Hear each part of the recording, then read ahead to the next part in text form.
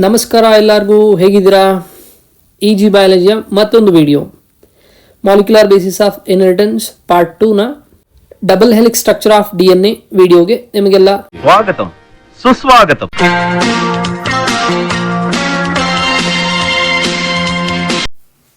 So ನಮಗೆಲ್ಲ ಗೊತ್ತಿರೋ ಹಾಗೆ double helix structure of DNA ನ ಪ್ರಪೋಸ್ ಮಾಡಿದ್ದು ವ್ಯಾಟ್ಸನ್ ಆ್ಯಂಡ್ ಕ್ರಿಕ್ ಅಲ್ವಾ? ಬಟ್ ಈ ಸ್ಟ್ರಕ್ಚರ್ನ ಎಕ್ಸ್ಪ್ಲೇನ್ ಮಾಡೋದಕ್ಕೆ ಸಪೋರ್ಟಿವ್ ಆಗಿ, ಬಿಕಾಸ್ DNA ಇರೋದು ನ್ಯೂಕ್ಲಿಯಸ್ಸಲ್ಲಿ, ಸೊ ಈ ನ್ಯೂಕ್ಲಿಯಸ್ಸಲ್ಲಿರುವಂಥ DNA ಐಸೋಲೇಟ್ ಮಾಡಿ ಒಂದಷ್ಟು ಸ್ಟ್ರಕ್ಚರಲ್ ಪ್ರಾಪರ್ಟೀಸ್ನ ರಿವೀಲ್ ಮಾಡಿದ್ದು, ಸೊ ದಟ್ ವ್ಯಾಟ್ಸನ್ ಆ್ಯಂಡ್ ಕ್ರಿಕ್ಗೆ ಆ ಡಬಲ್ ಹೆಲಿಕ್ಸ್ ಮಾಡೆಲ್ ಎಕ್ಸ್ಪ್ಲೇನ್ ಮಾಡೋದಕ್ಕೆ ಈಸಿ ಮಾಡಿಕೊಟ್ಟಿದ್ದು ಇಬ್ಬರು ಸೈಂಟಿಸ್ಟು, ಒಬ್ಬರು Maurice Wilkins and Rosalind Franklins. So ಹೇಗೆ ಸಪೋರ್ಟಿವ್ ಆಗಿ ಹೆಲ್ಪ್ ಮಾಡ್ತಾರೆ ಇವರು? ಸೊ ಇವರಿಬ್ಬರು have used a special technique or a method called as X ray diffraction, also called X ray crystallography.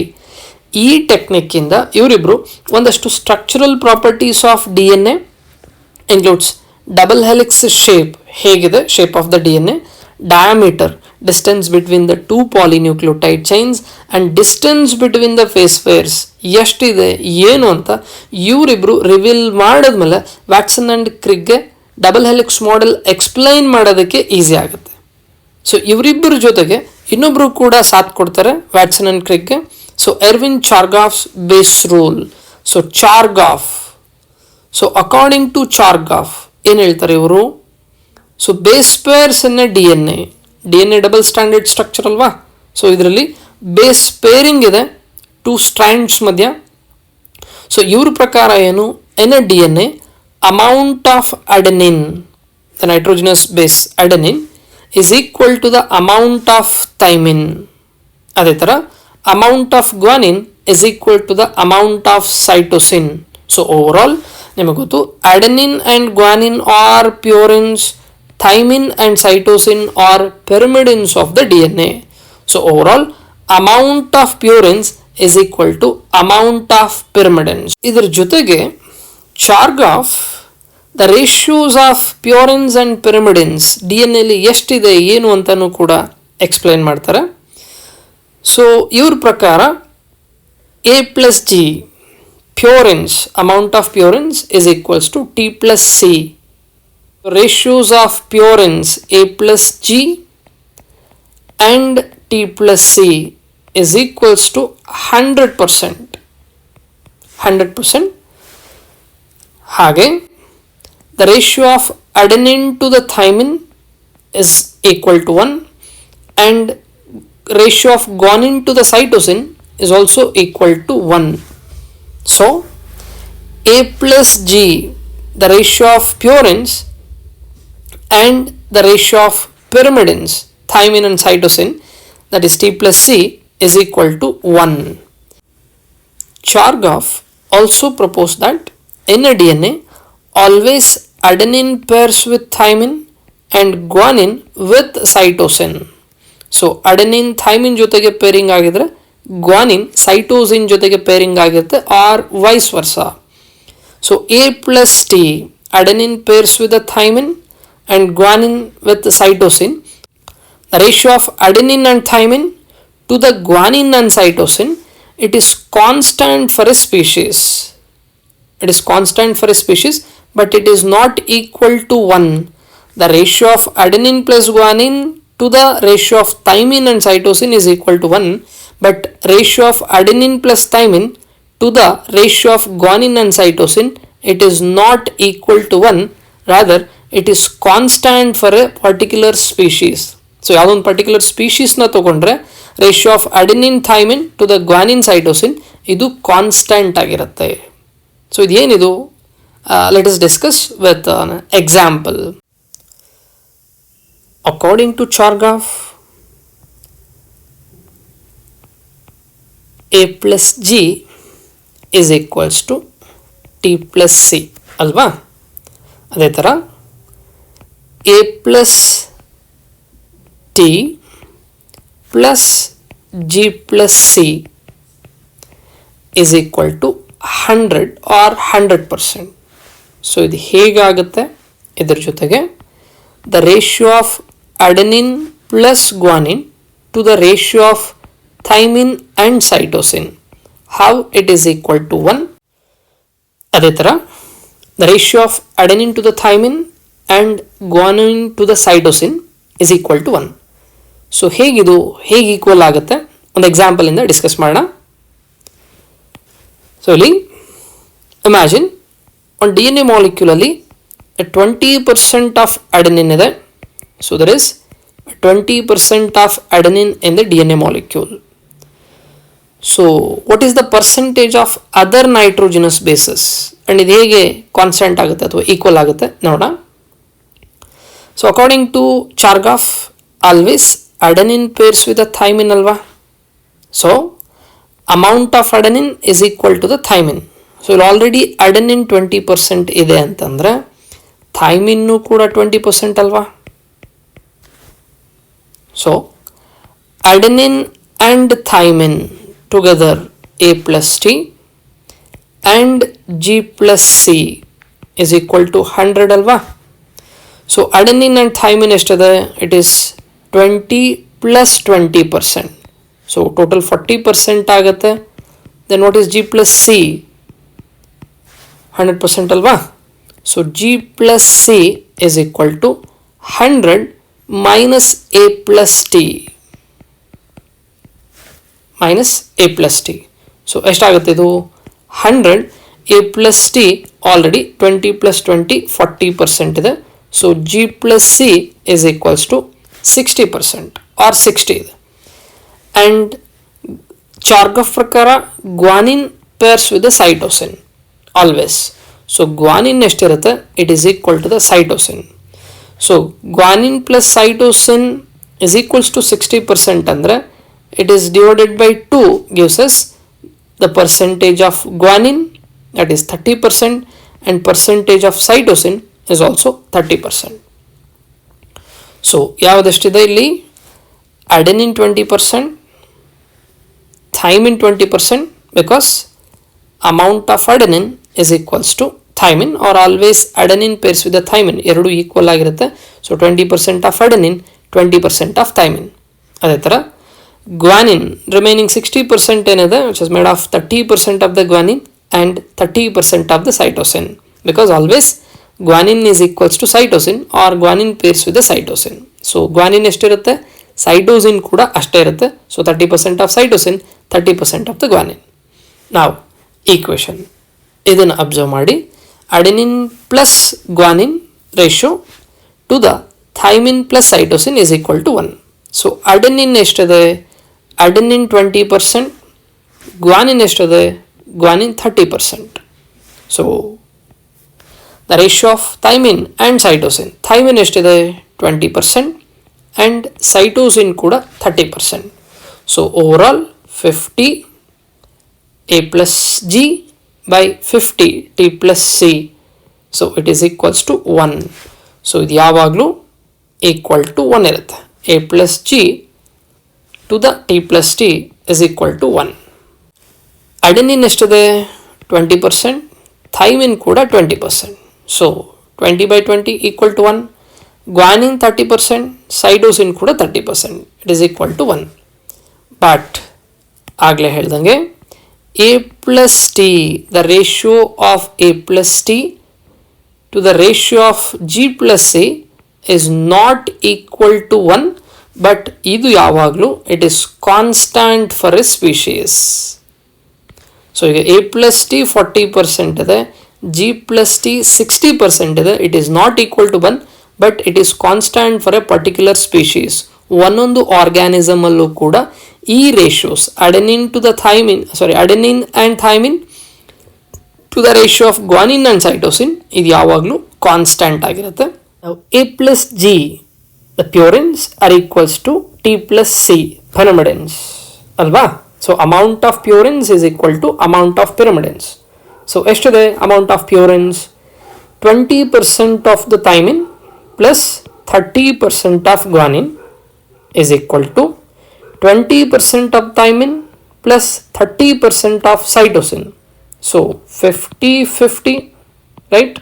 So amount of purine always equals to amount of pyrimidines, and base ratios nodi it is 1:1. The ratio of purine and pyrimidine it is always 1:1, and total agi it is always equal to 100%. So this is what the Chargaff's base rule. Double helix structure of DNA na propose ಮಾಡಿದ್ದು Watson and Crick. According to double helix structure of DNA ಹೇಗಿದೆ double helix model of DNA? DNAಲಿ 2 polynucleotide chains ಇದೆ. So 2 polynucleotide chains ಇದೆ. 2 polynucleotide ಚೈನ್ಸಲ್ಲಿ backbones ಅಂದರೆ core part ಏನಿದೆ ಇದರಲ್ಲಿ alternative units of phosphate sugar. So backbone made of alternative units of sugar and phosphate molecules. Now ಈ backbone ಇಂದ nitrogenous bases project ಆಗಿದೆ to the center or inside. So first point, there are 2 polynucleotide chains ಎರಡಿದೆ.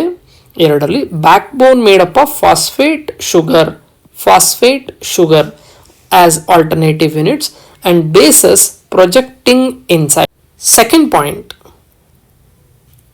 ಈ 2 polynucleotides ಕೂಡ they are antiparallel in nature. ಏನಿದು antiparallel polarity?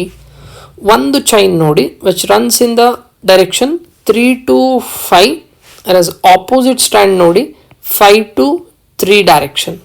So anti-parallel polarity means one of the polynucleotide chain runs from 5' to 3' direction, whereas other one runs from 3' to 5'.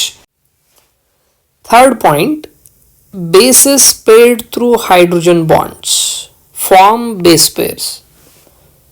So ಇಲ್ಲಿ nitrogenous bases backbone in the center project ಆಗಿದೆ to the inside, and 2 nitrogenous bases through hydrogen bonds pairing ಆಗಿರೋದ್ರಿಂದ ಇದರಿಂದ base pairs form ಆಗುತ್ತೆ.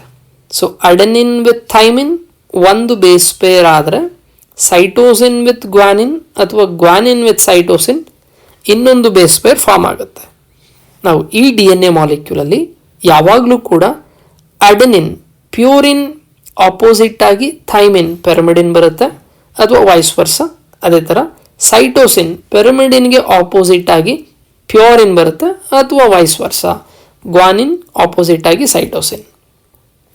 ನಾವು ಈ ಥರ base pairing ಇರೋದ್ರಿಂದ distance between the 2 strands it generates uniform distance between the 2 strands all through the length of the DNA molecule. Distance ಅಥವಾ ಈ diameter ಏನಿದೆ ಸೇಮ್ ಅಥವಾ ಯೂನಿಫಾರ್ಮ್ ಆಗಿರುತ್ತೆ.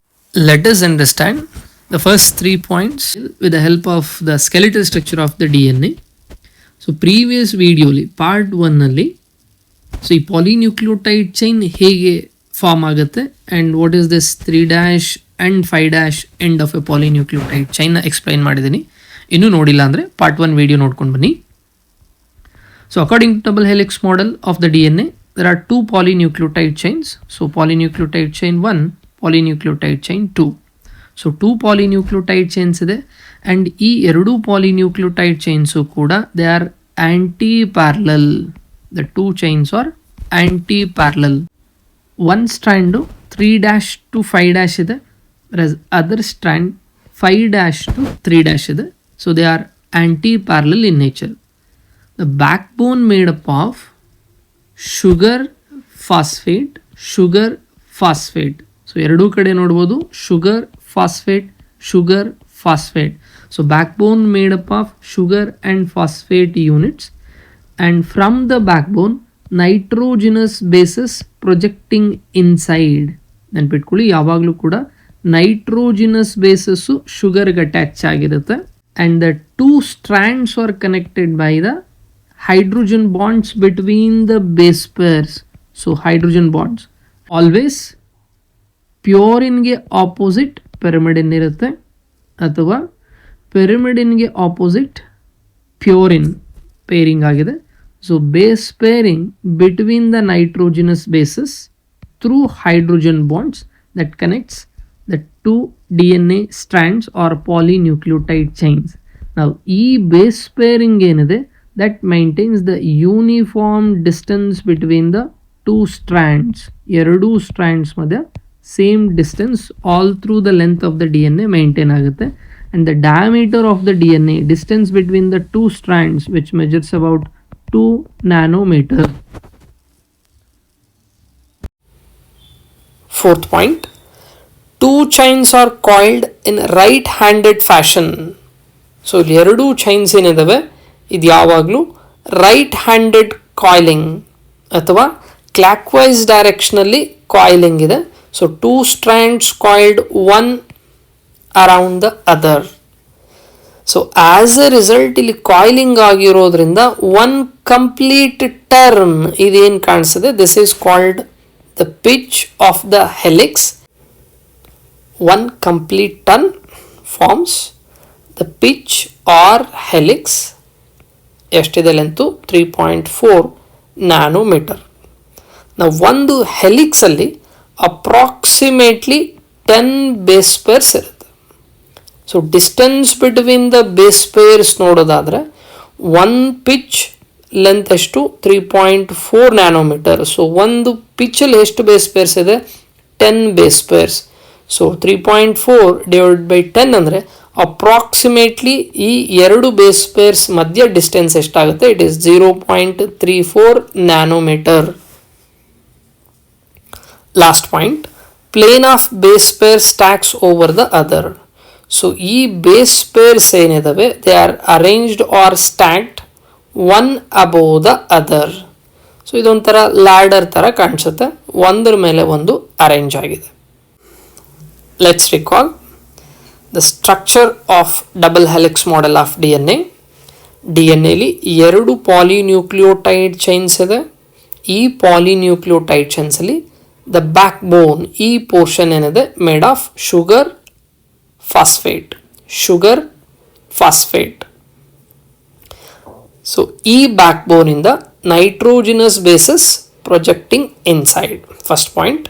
Second point, the two chains runs antiparallel or they have antiparallel polarity. ಏನು ಹೇಳ್ತಿದ್ದು? one chain runs from 3 to 5 direction and other chain runs from 5 to 3 direction. So they are anti-parallel in nature. Third point, the nitrogenous bases ಏನಿದಾವೆ pairing ಆಗಿರೋದು through hydrogen bonds. So ಇಲ್ಲಿ hydrogen bond form ಆಗಿರೋದ್ರಿಂದ base pairs formation ಆಗಿದೆ. So base ಪೇರ್ಸಿಂದ ಎರಡೂ chains connect ಆಗಿದೆ. ಇಲ್ಲಿ ಯಾವಾಗಲೂ ಕೂಡ ಪ್ಯೂರಿನ್ಗೆ ಆಪೋಸಿಟ್ ಪಿರಮಿಡಿನ್ ಇರುತ್ತೆ, ಅಡೆನಿನ್ಗೆ ಥೈಮಿನ್ ಅಥವಾ ಥೈಮಿನ್ಗೆ ಆಪೋಸಿಟ್ ಅಡೆನಿನ್ ಇರುತ್ತೆ. ಅದೇ ಥರ ಗ್ವಾನಿನ್ಗೆ opposite cytosine, that is another purine with another pyrimidine. So ಪ್ಯೂರಿನ್ಗೆ ಆಪೋಸಿಟ್ ಪಿರಮಿಡಿನ್ ಇರುತ್ತೆ ಅಥವಾ ಪಿರಮಿಡಿನ್ಗೆ ಆಪೋಸಿಟ್ ಪ್ಯೂರಿನ್ ಇರುತ್ತೆ. ಸೊ ಈ ಥರ ಇರೋದ್ರಿಂದ throughout the length of the D N A uniform distance, diameter ಯಾವಾಗಲೂ ಕೂಡ ಸೇಮ್ ಇರುತ್ತೆ throughout the length of the D N A. Next point, the two chains are coiled in a right handed fashion. So right handed fashion ಅಥವಾ clockwise ಡೈರೆಕ್ಷನಲ್ಲಿ the two chains are coiled around each other. ನಾವು ಈ ಕಾಯಿಲಿಂಗಿಂದ one complete turn ಏನು ಕಾಣಿಸುತ್ತೆ, this is called the pitch of helix, measures about 3.4 nanometer. So ಈ ಪಿಚ್ಚಲ್ಲಿ approximately 10 base pairs ಇದೆ. So 10 base pairs ಇರೋದ್ರಿಂದ distance between the two base pairs 3.4 nanometer divide by 10 ಹಾಕಿದ್ರೆ it is 0.34 nanometer. And the plane of base pair stacks over the other. So ಈ plane ಅಥವಾ structural ಏನಿದೆ the base pairs ಒಂದರ ಮೇಲೊಂದು arrange ಆಗಿದೆ. ಅಲ್ಲೊಂದು question ಇದೆ ಗಮನಿಸಿ. Compare the structure of purines and pyrimidines. Can you find out why the distance between two polynucleotide chains in D N A remains almost constant. Throughout the length of the D N A diameter ಅಥವಾ distance same ಇದೆ, ಯಾಕೆ? Double helix model ಪ್ರಕಾರ always ಪ್ಯೂರಿನ್ಗೆ opposite pyrimidine ಇರುತ್ತೆ ಅಥವಾ ಪಿರಮಿಡಿನ್ಗೆ opposite purine ಇರುತ್ತೆ, right? And ನಿಮ್ಗೆ ಆಲ್ರೆಡಿ ಗೊತ್ತಿರೋ ಹಾಗೆ purines are double ring structures. Purines are double ring structures like adenine double ring, guanine double ring. Other pyrimidines. The pyrimidines are single ring structures. Pyrimidines are single ring structures like thymine single ring and cytosine single ring. Suppose adenine purine double ring, guanine purine double ring. So double ring structures ಎರಡು purines pairing ಆದರೆ, so this is what the diameter. So ಇಲ್ಲೂ ಕೂಡ purine to the purine, purine to the purine pairing ಆಗಿದೆ. But ಇಲ್ಲಿ ನೋಡಿ, pyrimidine pairs with the pyrimidine. So ಎರಡು single ring structures ಒಟ್ಟಿಗೆ ಬಂದರೆ ಇಲ್ಲಿ ಡಯಾಮೀಟರ್ ಡಿಕ್ರೀಸ್ ಆಗಿದೆ. ಸೊ ಪ್ಯೂರಿನ್ ಪ್ಯೂರಿನ್ ಜೊತೆಗೆ ಅಥವಾ ಪಿರಮಿಡಿನ್ ಪಿರಮಿಡಿನ್ ಜೊತೆಗೆ ಪೇರಿಂಗ್ ಆದರೆ it cannot maintain the uniform distance between the two strands. ನೀವು ಅಬ್ಸರ್ವ್ ಮಾಡಿದ್ರೆ ಇಲ್ಲಿ ಡಿಸ್ಟೆನ್ಸ್ ಜಾಸ್ತಿ ಇದೆ, ಇಲ್ಲಿ ಕಡಿಮೆ ಆಗಿದೆ. So to maintain the uniform distance throughout the length of the DNA ಯಾವಾಗಲೂ ಕೂಡ ಒಂದು double ring structure purine pairs with a single string structure ಪಿರಮಿಡಿನ್.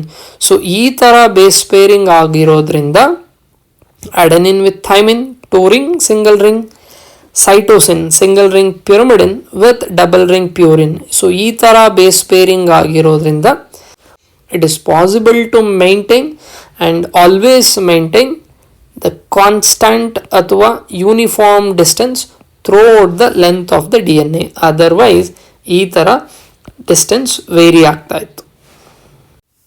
ಈ double helix model of DNA propose ಮಾಡಿದ ತಕ್ಷಣ ಕ್ರಿಕ್ ಪ್ರಪೋಸ್ಡ್ ಸೆಂಟ್ರಲ್ ಡಾಗ್ಮಾ ಅಥವಾ central dogma of molecular biology. DNA ಸುತ್ತ ಒಂದಷ್ಟು processes ನಡೀತಲ್ವಾ, like replication, transcription, translation, protein synthesis. So DNA ಸುತ್ತ ನಡೆಯುವಂಥ ಒಂದಷ್ಟು ಈ ಬೇಸಿಕ್ ಪ್ರೊಸೆಸಸ್ ಏನಿದ್ದಾವೆ ಇದನ್ನೆಲ್ಲ all together called central dogma. So ಏನಿದು ಸೆಂಟ್ರಲ್ ಡಾಗ್ಮಾ? ಸೆಂಟ್ರಲ್ ಡಾಗ್ಮಾ ಏನು ಹೇಳುತ್ತೆ ಅಂದರೆ there is unidirectional flow of genetic information. ಏನು ಹೇಳುತ್ತೆ? Unidirectional flow of genetic information. So ಎಲ್ಲಿಂದ ಎಲ್ಲಿಗೆ ಹೋಗುತ್ತೆ genetic information? So it is from the DNA to the mRNA by a process called transcription, and mRNA in the protein synthesis by translation. So genetic information, flow of genetic information from DNA to RNA and RNA into proteins is called central dogma of molecular biology. So ಯಾವೆಲ್ಲ process ಆಗುತ್ತೆ around the DNA and ಇಲ್ಲಿ ಯಾವ enzymes involve ಆಗುತ್ತೆ, exam point of view important. So first process replication ಇದೆ. replication ಅಂದ್ರೆ synthesis of DNA from DNA. So synthesis of DNA from DNA. ಇಲ್ಲಿ involve ಆಗುವಂಥ enzyme it is DNA polymerase. The main enzyme it is the DNA polymerase. So ಇಲ್ಲಿ DNA synthesis ಆಗ್ತಿರೋದು DNA base ಮಾಡಿಕೊಂಡು, already existing ಇರೋ DNA use ಮಾಡಿಕೊಂಡು as a template ಹೊಸ DNA synthesis ಆಗೋದ್ರಿಂದ involve ಆಗ್ತಿರೋ ಎಂಜೈಮ್ ಯಾವುದು? DNA polymerase. ಸೊ ಈ ಪಾಲಿಮರೇಸು ಆಲ್ರೆಡಿ ಎಕ್ಸಿಸ್ಟಿಂಗ್ ಇರೋ DNA ಬೇಸ್ ಮಾಡಿಕೊಂಡು ಹೊಸ DNA ಸಿಂಥಸಿಸ್ ಮಾಡೋದ್ರಿಂದ it is called as DNA dependent DNA polymerase. So ರೆಪ್ಲಿಕೇಶನ್ನ ಕೆಟಲೈಸ್ ಮಾಡೋ ಎಂಜೈಮ್ ಯಾವುದು? DNA polymerase, also called DNA dependent DNA polymerase, because DNA base ಆಗಿಟ್ಕೊಂಡು ಹೊಸ DNA ಸಿಂಥಸೈಸ್ ಮಾಡುತ್ತೆ. ಅದೇ ಥರ second process transcription. Transcription nothing but synthesis of RNA from DNA. So ಇಲ್ಲಿ again DNA base ಆಗಿಟ್ಕೊಂಡು RNA ಸಿಂಥಸೈಸ್ ಆಗುತ್ತೆ and RNA synthesise ಮಾಡುವಂಥ enzyme RNA polymerase. RNA synthesise ಮಾಡೋದು ಎಂಜೈಮ್ RNA ಪಾಲಿಮರೇಸ್. ಸೊ ಈ RNA polymerase DNA base ಆಗಿಟ್ಕೊಂಡು synthesise ಮಾಡೋದ್ರಿಂದ it is called as DNA dependent RNA polymerase. So DNA dependent RNA polymerase or RNA polymerase catalyzes the synthesis of RNA from DNA. The third process translation ಏನದು is synthesis of proteins from RNA. ಇಲ್ಲಿ different enzymes involve ಆಗುತ್ತೆ, ಅದನ್ನು translation topic discuss ಮಾಡುವಾಗ ನೋಡೋಣ. ನಾವು ಎಲ್ಲ ಆರ್ಗ್ಯಾನಿಸಮ್ಸಲ್ಲೂ unidirectional flow of information ಆಗುತ್ತಾ, genetic information that is from DNA to proteins? No.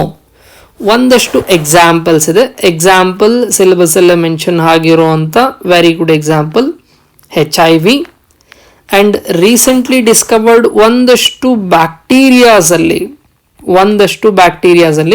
It is called as DRT7. ಇದು ರೀಸೆಂಟ್ ಡಿಸ್ಕವರಿ.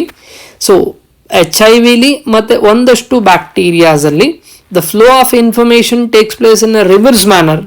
ಹಾಗಾಗಿ ಇದನ್ನು it is called central dogma reverse, also called as reverse transcription. ನಮಗೆಲ್ಲ ಗೊತ್ತಿರೋ ಹಾಗೆ HIV RNA is the genetic material. ಇದು once ನಮ್ಮ macrophages ಅಥವಾ T4 cells enter ಆಗಿದ ತಕ್ಷಣ RNA ಡಬಲ್ ಸ್ಟ್ಯಾಂಡರ್ಡ್ DNA ಆಗಿ ಕನ್ವರ್ಟ್ ಆಗುತ್ತೆ ಆ್ಯಂಡ್ ಈ DNA ಇಂದ ಮತ್ತೆ RNA ಆ್ಯಂಡ್ ಪ್ರೋಟೀನ್ ಸಿಂಥಸಿಸ್ ಆಗುತ್ತೆ. ಸೊ ಇಲ್ಲಿ ಇನ್ವಾಲ್ವ್ ಆಗ್ತಿರುವಂಥ ಎನ್ಸೈಮ್ ಯಾವುದು ಅಂತಂದರೆ it is called as reverse transcriptase. Enzyme ಯಾವುದು? Reverse transcriptase catalyse the process reverse transcription ಅಥವಾ ಸೆಂಟ್ರಲ್ ಡಾಗ್ಮಾ ರಿವರ್ಸ್. ಸೊ ಈ ರಿವರ್ಸ್ ಟ್ರಾನ್ಸ್ಕ್ರಿಪ್ಟೇಸ್ RNA ಬೇಸ್ ಮಾಡಿಕೊಂಡು DNA ಸಿಂಥಸಿಸ್ ಮಾಡ್ತಿರೋದ್ರಿಂದ you can call it as RNA dependent DNA polymerase. So reverse transcriptase also called as RNA dependent DNA polymerase because synthesis of DNA from RNA ಆಗ್ತಿರೋದ್ರಿಂದ. So ಇಲ್ಲಿ ಮೂರು very important enzymes involve ಆಗಿದೆ. ಒಂದು ರೆಪ್ಲಿಕೇಶನಲ್ಲಿ involve ಆಗ್ತಿರೋಂಥ DNA polymerase also called as DNA dependent DNA polymerase. ಟ್ರಾನ್ಸ್ಕ್ರಿಪ್ಷನಲ್ಲಿ involve ಆಗ್ತಿರೋಂಥ RNA polymerase also called DNA dependent RNA polymerase. ಅದೇ ರೀತಿ ರಿವರ್ಸ್ ಟ್ರಾನ್ಸ್ಕ್ರಿಪ್ಷನಲ್ಲಿ ಯಾವ್ಯಾವುದ್ರಲ್ಲಾಗುತ್ತೆ HIV ಆ್ಯಂಡ್ ರೀಸೆಂಟ್ ಡಿಸ್ಕವರೀಸ್ ಪ್ರಕಾರ ಒಂದಷ್ಟು ಬ್ಯಾಕ್ಟೀರಿಯಾಸಲ್ಲಿ as a defence reverse transcription DRT7 ಅಂತ ಡಿಫೆನ್ಸ್ ರಿವರ್ಸ್ ಟ್ರಾನ್ಸ್ಕ್ರಿಪ್ಷನ್ ಆಗುತ್ತೆ. ಸೊ ಈ ಪ್ರಾಸೆಸ್ನ ಕೆಟಲೈಸ್ ಮಾಡುವಂಥ enzyme reverse transcriptase, commonly called reverse transcriptase but also called as RNA dependent DNA polymerase. Concept of central dogma reverse ಅಥವಾ reverse transcription is given by Temin and Baltimore. So ಇಬ್ಬರು ಇದ್ದಾರೆ, Temin and Baltimore. So reverse transcription also called as ಟೆಮಿನಿಸಮ್.